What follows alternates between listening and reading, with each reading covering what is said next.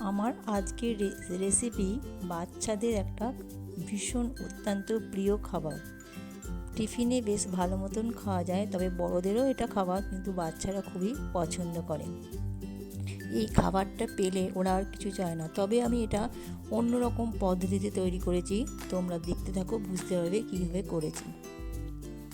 প্রথমে আমি কড়াইয়ে একটু তেল গরম করে নিয়েছি। তেলটা খুবই অল্প করে নিয়েছি। তেলটা গরম করতে দিয়েছি, আর ম্যাগিটাকে আমি গরম জলে একটু হালকা করে সেদ্ধ করে নিয়েছি।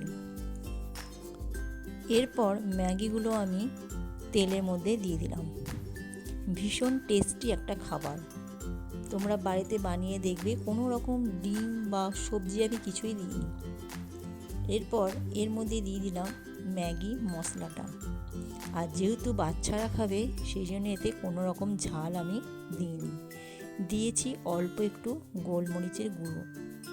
আবার এটাকে ভালো করে নাড়িয়ে নিলাম, আর জাস্ট একটু বিট লবণ দিয়ে দিলাম, তাহলে খেতে বেশ ভালো হবে। তোমরা বাড়িতে বানিয়ে দেখবে, যদি ভালো লাগে কমেন্ট করবে। আর এই ভিডিওটার রেসিপিটি যদি ভালো লাগে তোমরা লাইক করে দেবে। আমার এই ছোট্ট চ্যানেলে সকল বন্ধুকে অনেক অনেক স্বাগত জানাই।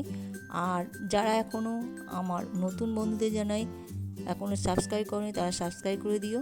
আর যারা পুরনো হয়েছে তাদের মধ্যে তো সকলকে জানাই অনেক ধন্যবাদ পুরো রেসিপিটা দেখার জন্য।